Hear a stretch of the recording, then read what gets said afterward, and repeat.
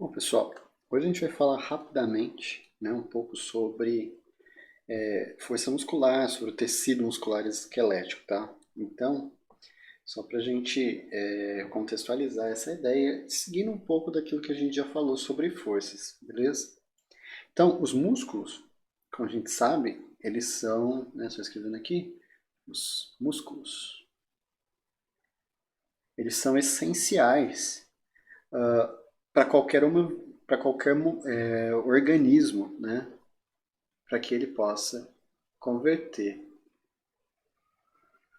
né? Para que ele possa adquirir movimento. Né? Então, qualquer animal converte o combustível desse organismo, né? A gente sabe, o combustível adquirido através da alimentação, em movimento.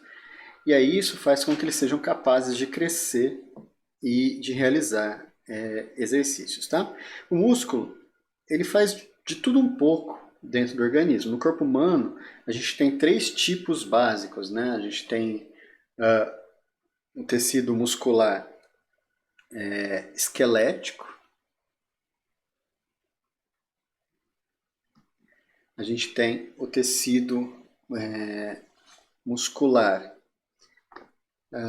nossa, me fugiu aqui, tecido muscular liso e o tecido muscular cardíaco. Tá? Os processos moleculares básicos são os mesmos, né? A forma com que esses caras funcionam são as mesmas, dos três tipos. E aí, o que a gente vai falar agora é entender a origem da força muscular e não na fisiologia do músculo em si, tá bom? E entender essa força muscular a partir de algumas características físico-biológicas dos músculos esqueléticos, tá? Então a gente vai se ater a esse caso que está aqui. Então, o músculo esquelético ou músculo estriado esquelético, estriado esquelético, ele é caracterizado pela capacidade de se contrair, né? Então, pela contração muscular, certo?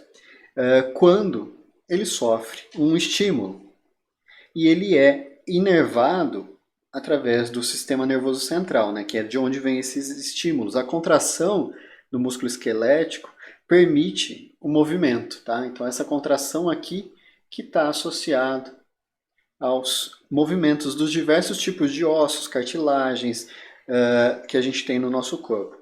Então, ele pode ser entendido, né, uma analogia muito pobre, mas a gente pode pensar como sendo aí o motor que o organismo faz. E ele tem, né, ele transforma energia, né? Então a gente tem aí a energia química que vem, né, da hidrólise do ATP, né, que é transformada em dois tipos de energia. A energia mecânica mais a energia térmica. Então, parte da energia química ela é perdida na forma de calor. Por exemplo, a ação da gente mexer um braço usando o bíceps acontece toda vez que a gente recebe, que o músculo, né, recebe um sinal proveniente do cérebro.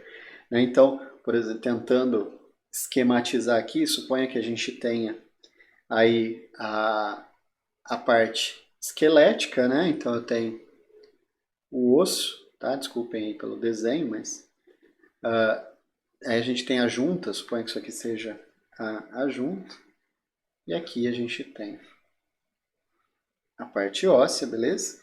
E esse músculo, mudando de cor, ele vai ser nervado aqui no osso,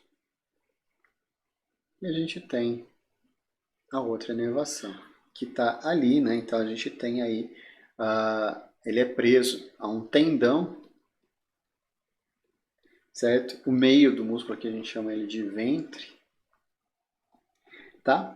Então, o ventre, que é essa parte que está aqui, ela se contrai, né? Então o ventre se contrai e aí ele puxa para que haja aí o movimento. Esse tendão, ele é que transmite a força de contração para o osso, é ele que faz a ligação entre o osso e o músculo. E a quantidade de força que o músculo gera é variável, né? Depende, ela não é fixa. Resumindo, o que o músculo é capaz de fazer é criar uma força de contração, ou seja, ele puxa. Os músculos eles não são especializados em estender, né? em se descontrair, né? Não sei se esse seria um termo. E aí tem, tem uma parte específica do tendão aí que é chamado de entese, que é a parte que vai se realmente inserir no osso. Então a maior parte dos tendões está fixada aos ossos, mas alguns tendões também podem se prender aos músculos, né? Por exemplo, como o olho, como a pele, para que a gente tenha também movimento, né? Por exemplo, dos músculos da face, né? Então, mas de modo geral, os músculos os músculos estriados aí, esqueléticos são presos a ossos. A força muscular que é exercida pelo músculo na contração, ela é medida em termos de tensão, né? Então a força muscular é medida em termos de tensão, porque depende de uma força por unidade de área, né? Depende da área. Se a gente cortasse aqui, eu teria uma área que esse músculo tem. E aí é o que permite a gente entender, né, a força muscular, em tese, depende do tipo de tecido. Mas a quantidade de tecido, né, então, quantidade desse tecido é que define o tanto de força que a gente vai conseguir fazer, tá bom? Então, né, na verdade, a tensão que o músculo exerce, que é basicamente fixa, então se eu tiver uma maior área, então eu vou ter aí uma maior força. Então o tamanho do músculo, ele é dado como uma fração da componente do músculo em que ele é capaz de exercer a maior tensão isométrica, ou seja, uma tensão que ele consegue manter, certo? Então o músculo ele é formado por um monte de partes, né? Então se a gente fosse esquematizar aqui bem esquematizado mesmo, né? Então, eu teria aí o corpo do músculo, tá? Suponha que aí a gente faz um corte desse músculo e ele é cheio de partes, né? De componentes, assim, como se fossem tiras, que são os chamados epimísios, certo? Cada um desses epimísios é composto aí pela fibra muscular,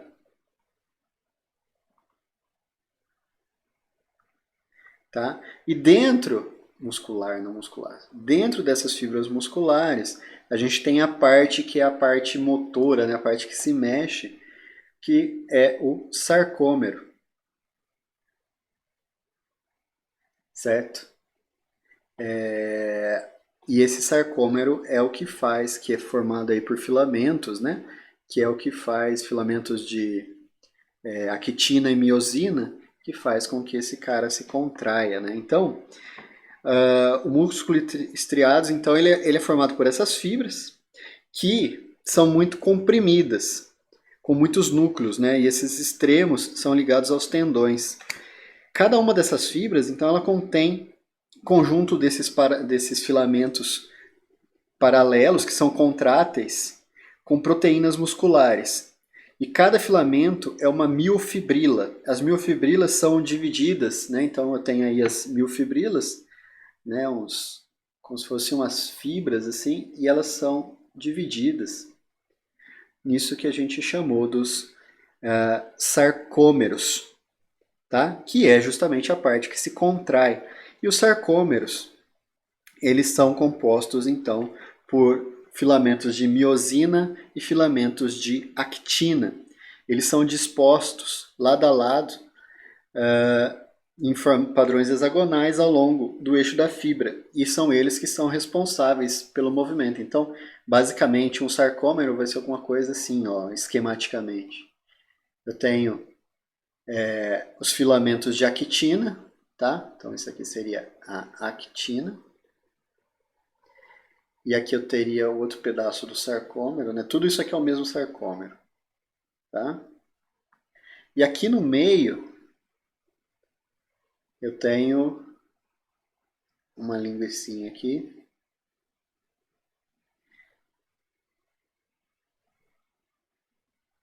E essa linguicinha aqui é a chamada miosina,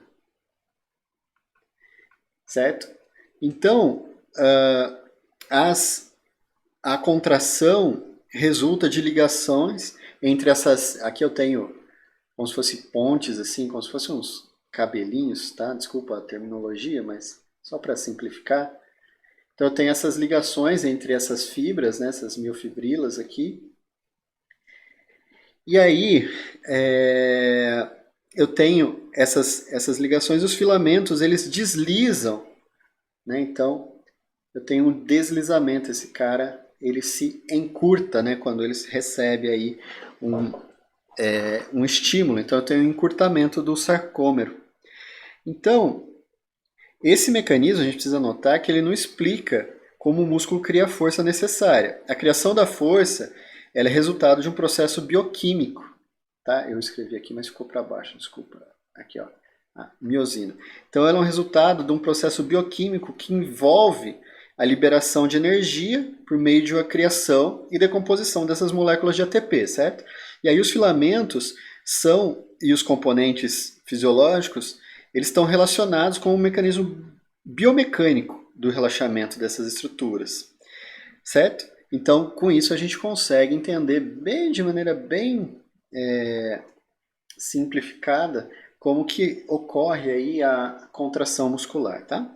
Aí a força máxima que o músculo pode exercer, ela depende da sua área de seção transversal, ou seja, dessa área que está aqui, tá? Então, num homem, essa área, então vamos chamar AH, ela está dentro de um intervalo que vai aí, né? Desculpa, a área não, a força.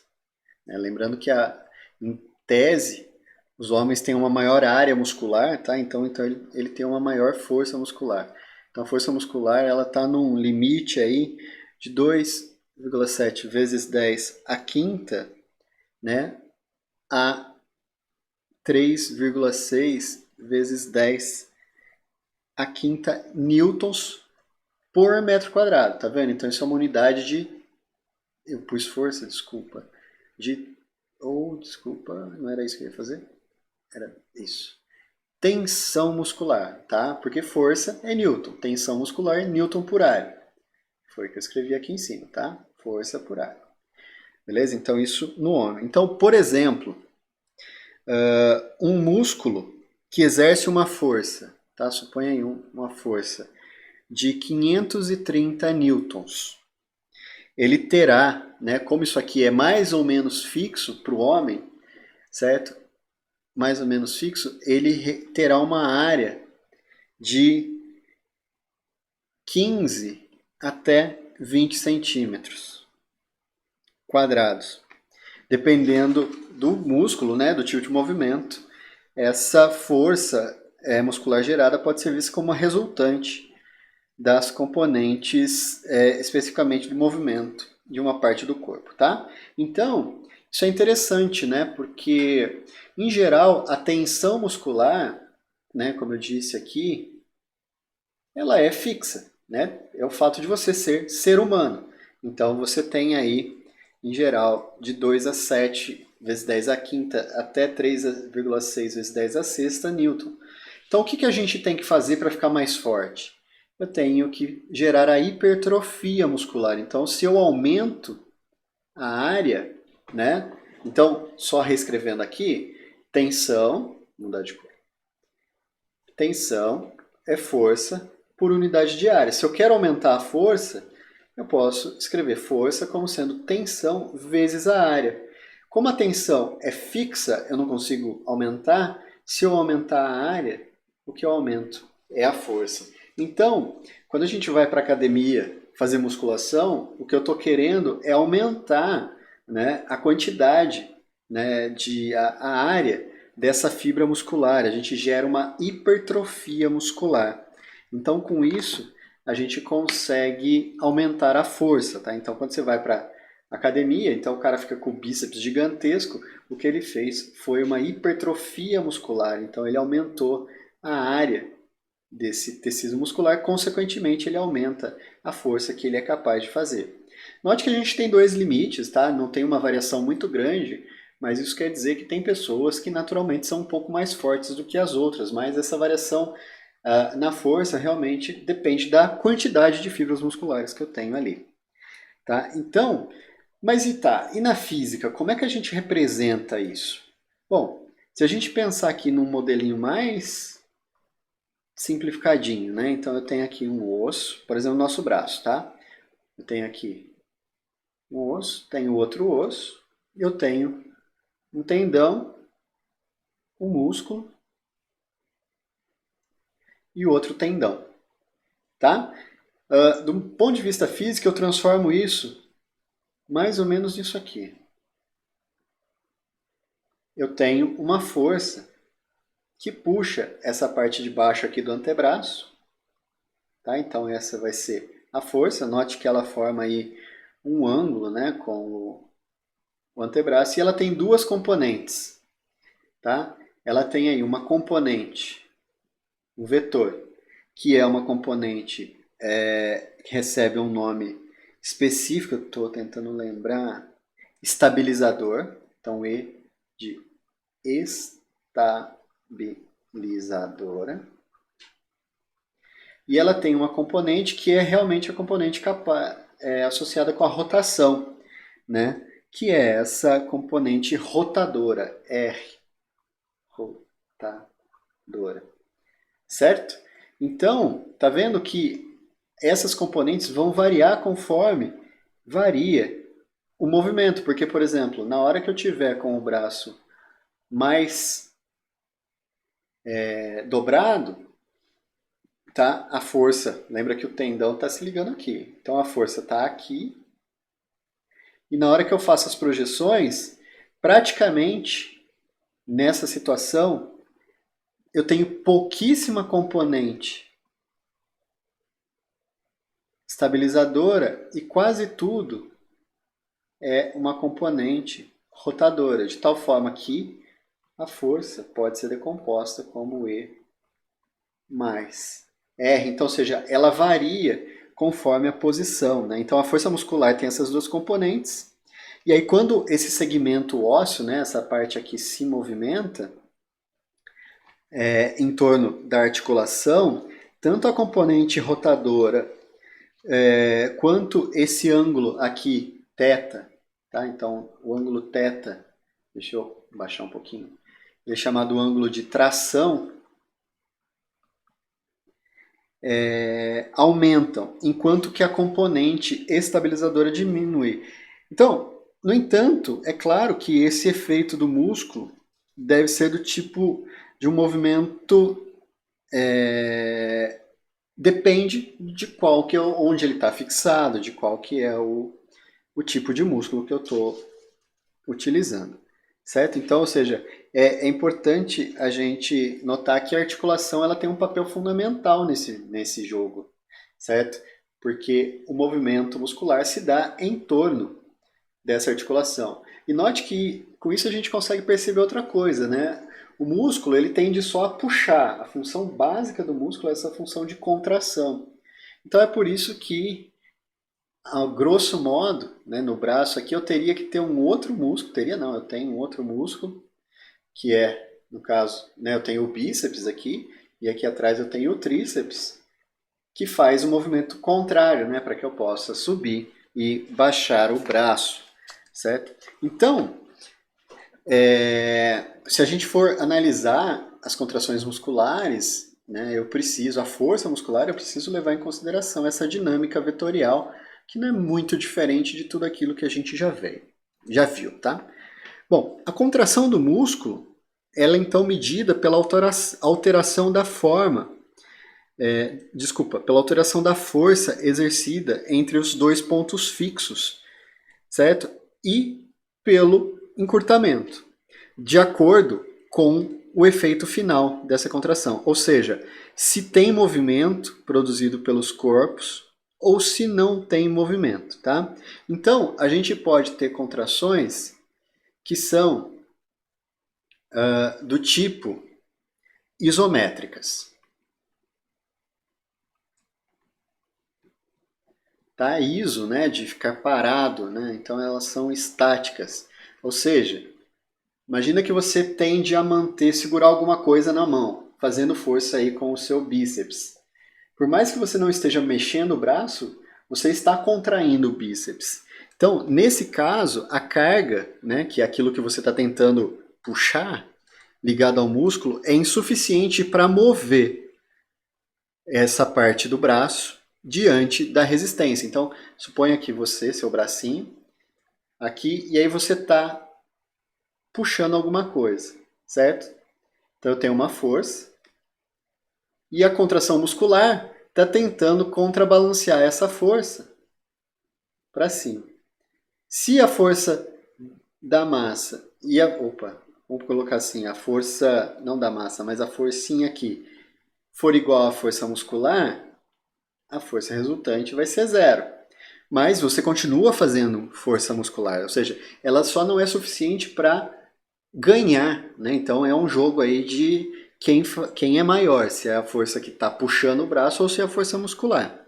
Então, externamente o músculo não altera o seu comprimento, porém, internamente ele experimenta um equilíbrio entre as tendências de encurtamento e os elementos contráteis,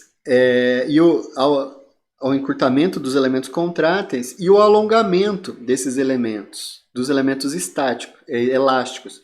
Então, o tecido muscular, o que vai acontecer é uma transformação de energia que ela é do tipo energia química em energia térmica, ou seja, você sua, você gasta energia, mas você não tem, conforme foi posto aqui em cima, deixa eu voltar, você não tem a componente da energia mecânica, porque esse cara ele está parado, certo? Então, a energia química ela é convertida em energia térmica. Outro tipo de contração são as contrações que são isotônicas ou dinâmicas. Tá? Nesse caso, a carga que está ligada ao músculo pode se mover. E uma parte do corpo, né, que está realizando esse movimento, diante dessa resistência, vai realizar trabalho, ou seja, você vai gerar movimento naquilo que você está levando, certo? Então você está movimentando essa carga. Tá? Então, se há movimento, então a energia química ela é transformada em energia mecânica mais energia térmica, certo? Desse movimento. Essas contrações isotônicas, elas podem ser de dois tipos básicos. Elas podem ser concêntricas e elas podem ser excêntricas, tá? As contrações que são concêntricas é quando há o encurtamento, ou seja, quando você encurta o músculo das fibras musculares. E o trabalho final ele é visível, ou seja, você conseguiu movimentar o braço. As contrações excêntricas é quando há por mais que você esteja fazendo um movimento, há um elongamento das fibras. Ainda que haja, imagina que o peso que você está levantando ganhou. Então você, por exemplo, imagina que você está lá na academia e aí você vai fazer rosca, né? Você levanta, na hora de descer, por mais que você esteja descendo, você continua mantendo esse movimento. Então, esse é o tipo de contração que é excêntrica. A gente sabe que as contrações excêntricas, né, em que há a elongação da fibra muscular, é aquela que gera maior tônus muscular, aquela que gera maior hipertrofia. Então, é comum, engraçado, você ir na academia e ver o cara pega o halter e vai lá, faz aquilo rápido, rápido, rápido. Né? Ali ele só está... É mais um exercício aeróbico, né? Na verdade, se o cara presta atenção no movimento de volta da contração, ou seja, na descida do peso e tal, é ali que ele ganha massa muscular. Então, se vocês forem para academia, caprichem aí nas contrações excêntricas. Beleza? Então, é mais ou menos isso que eu tinha para falar para vocês. Depois disso, o que a gente pode fazer é simplesmente trabalhar com noções vetoriais desse tipo de contração, tá? Em que você entende o movimento a partir dessa rotação. Então, por exemplo, pensa no braço da pessoa, e a gente tem ali um músculo deltoide, ele tem esse nome porque ele tem o formato de um delta. Tá? Então, se eu fosse dividir o músculo deltoide aí, ele teria uma parte anterior, certo? Uma parte posterior. Na parte anterior, ele realiza uma força, que eu vou chamar de FA. Essa força FA forma um ângulo θA com a direção vertical. E a parte posterior do deltoide realiza uma outra força, que é chamada força FP, de força posterior, que tem um ângulo aí θP, né, de posterior, tá? Então, a gente pode considerar que a parte anterior, então a força anterior tem um módulo de, por exemplo, 55 newtons, enquanto que a força posterior tem um módulo de 33 newtons, tá? Lembrando que você varia isso conforme o que você quer fazer com o seu braço. Então, para elevar o braço, e que θA seja 40 graus e θP seja aí de 30 graus. Tá? Então, a gente pode determinar a intensidade da força resultante exercida pelo músculo. Tá? Então, se a força resultante for para cá, significa que o braço roda para cá. Se a força resultante for para cá, então, significa que o braço roda para cá. Tá? Então, com isso, a gente consegue saber esse movimento. Então, para isso, eu preciso calcular esses vetores. Então, o primeiro passo que eu faço é decompor essa FA.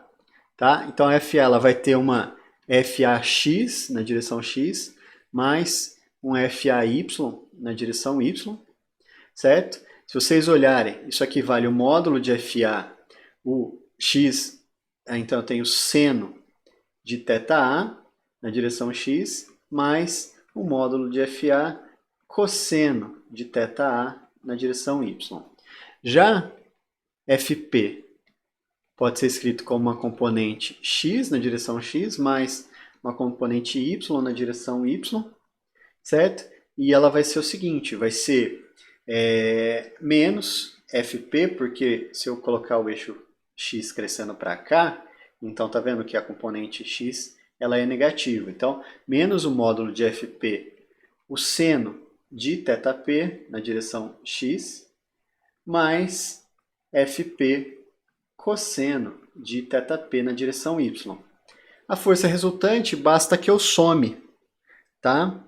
E aí, para calcular o módulo, né? Então, eu vou ter que a força resultante vai ser a soma dessas duas, né? FA mais FP. Então, eu somo componente a componente.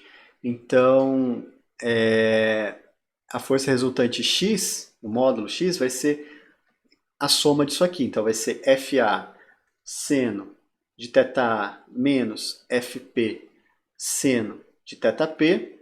E a componente y da força resultante vai ser FA cosseno de θA mais FP cosseno de θP. Se a gente substituir os valores, tá? Então dos ângulos, calcular o seno, colocar os valores dos módulos, a gente vê que isso aqui vale 17,85 newtons, enquanto isso aqui vale 72,44 newtons. E aí eu tenho esse vetor, né?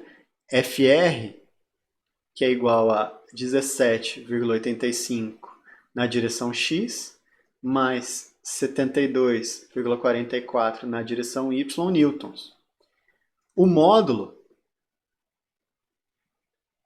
vai ser raiz quadrada de frx ao quadrado mais fry ao quadrado. Se a gente fizer essa conta, isso aqui dá 74,61 newtons. E o ângulo, né, vamos chamar de φ, que é o ângulo que essa força aqui faz com a direção horizontal, então eu vou ter uma força resultante, certo? FR, e ela, FR, e ela faz aí um ângulo φ com a direção horizontal. Esse ângulo nada mais é dado em termos aí do arco tangente de Fy sobre Fx, porque se eu calcular a tangente, vai ser tangente de φh cateto oposto, que é esse tamanho que está aqui, que é o FRY, FR, faltou os R's aqui, sobre cateto adjacente, que é o FRX. Então, isso aqui é FRY sobre FRX. Então, o arco tangente disso me dá o ângulo, e aí isso aqui é aproximadamente 76,16 graus. Dá para a gente ver que a componente x dessa força ela é positiva, então ela aponta para frente, então a força resultante vai estar mais ou menos aqui, ó, vamos ver, deixa eu ver os valores, essa aqui vale 55, a outra vale 17, então ela está um pouquinho para baixo. Então está aqui, a força resultante vai estar nessa direção. Então, ou seja, o movimento desse braço aqui é de rotação para frente. Então, com isso a gente tem esse tipo de biomecânica movida aí pelos movimentos musculares, tá bom? Então, é isso. Basicamente, vocês viram que mais era uma questão de nomenclatura, né, dos processos que acontecem, mas no final das contas o nosso modelo mecânico continua sendo um modelo vetorial, tá? Em que eu trabalho aí com as componentes dessas forças musculares, beleza? Então é isso, pessoal.